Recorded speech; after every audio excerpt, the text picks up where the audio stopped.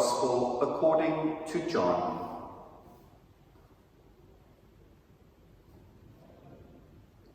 At that time, Mary stood weeping outside the tomb, and as she wept, she stooped to look into the tomb. And she saw two angels in white, sitting where the body of Jesus had lain, one at the head and one at the feet. They said to her, "Woman, why are you weeping?" She said to them, "Because they have taken away my Lord, and I do not know where they have laid him." Saying this, she turned round and saw Jesus standing, but she did not know that it was Jesus. Jesus said to her, "Woman, why are you weeping? Whom do you seek?"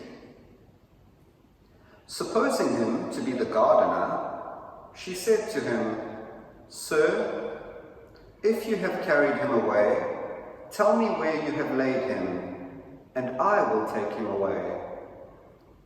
Jesus said to her, "Mary." She turned and said to him in Hebrew, "Rabboni," which means teacher. Jesus said to her, "Do not hold me, for I have not yet ascended to the Father. But go to my brethren and say to them, I am ascending to my Father and your Father, to my God and your God." Mary Magdalene went and said to the disciples, "I have seen the Lord." And she told them that he had said these things to her.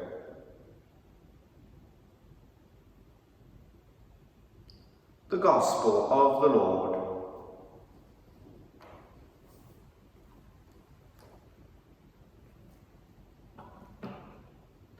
Don't hold on to me.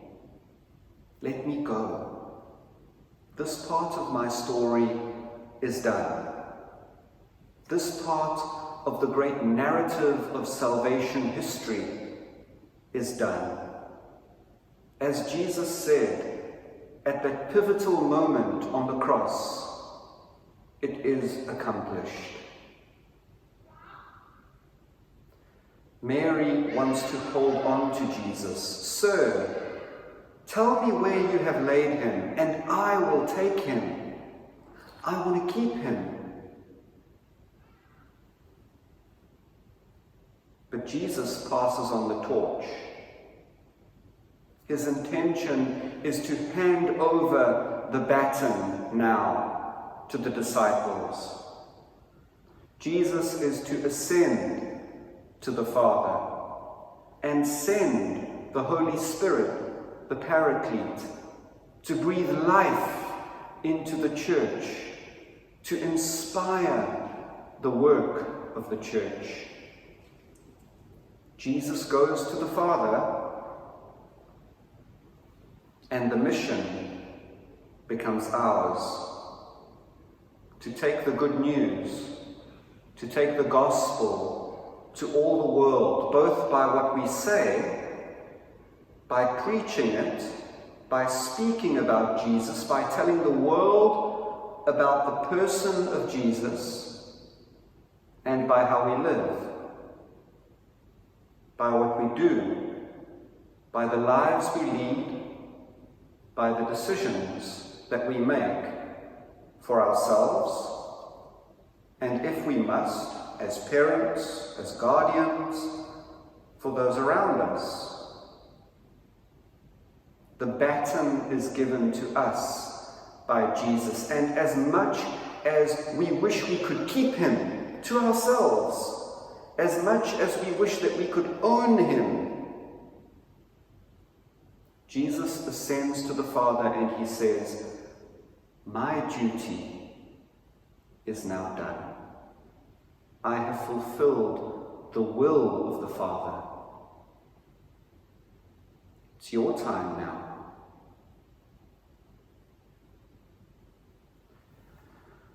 We have just come out of the great celebration of Easter. Very different this year. But in your minds, you may still be reflecting on the vigil masses or the Easter Sunday masses that we were all privileged enough to have access to over digital media. That was just this last Saturday, this last Sunday.